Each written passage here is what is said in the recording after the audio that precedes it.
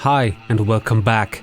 In the previous video we looked at all the sound capabilities of Audio Toolkit and how to set up Audio Toolkit from scratch, configure sound events and trigger them. In this video I'll demonstrate how to add music to your playlists and how to crossfade tracks. Then we'll cover some deeper functions for your sound designers to debug projects. And we'll see where to find code samples and documentation. Okay, let's jump right in by demonstrating again what Audio Toolkit can do with music.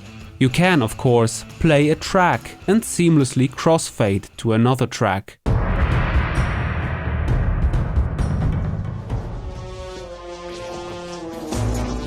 You can also define a playlist or multiple playlists and jump between them. Each playlist having its own list of tracks. You can switch or crossfade to the next or previous track. It's all in here.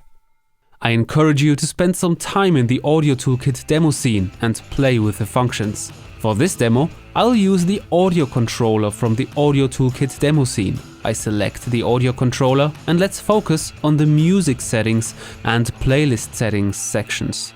Music works the same way as sound effects in that music tracks are configured as audio items. Here you see the category music has audio items music track 1 and music track 2. Let's keep those names in mind for now. The music settings section lets you define a default crossfade time between tracks. When you jump from an exploration theme to a battle queue, Audio Toolkit will automatically add a gentle crossfade that you can define here.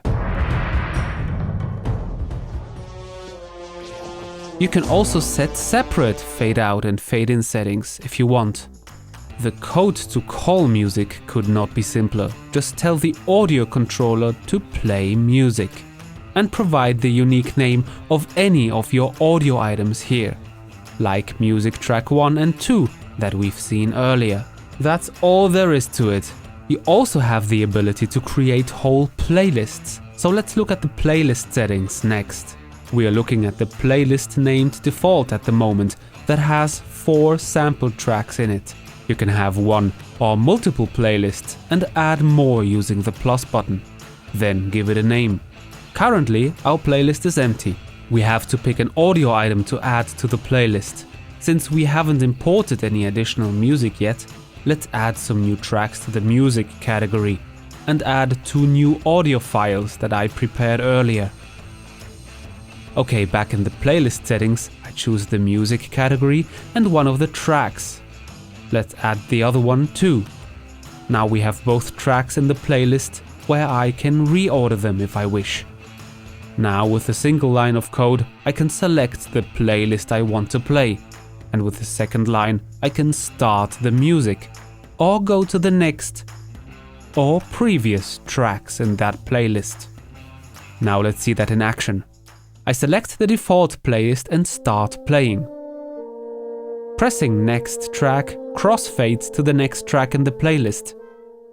Clicking on my newly created electronic playlist selects it.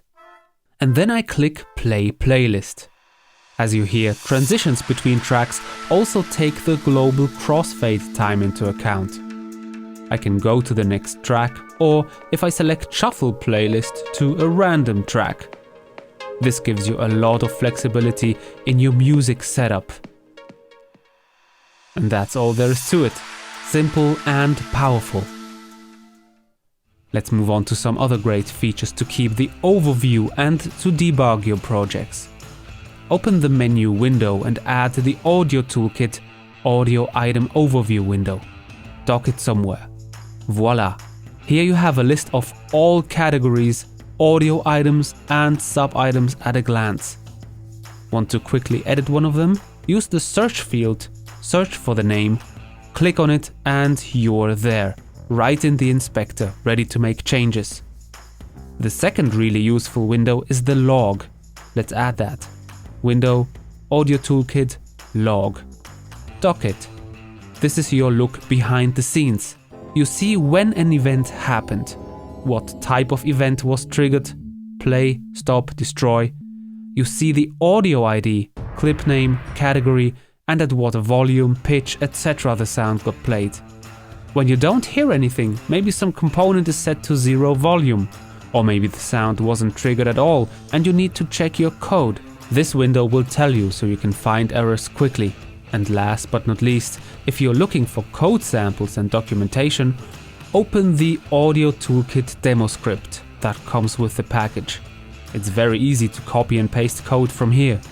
And if you're looking for documentation, you'll find it in the Audio Toolkit root folder, audiotoolkitdocumentation.chm.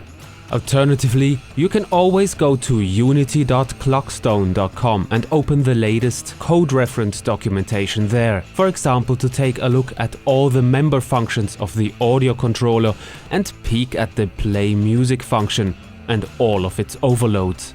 And that's it. I hope you enjoy using Audio Toolkit, and thanks for watching.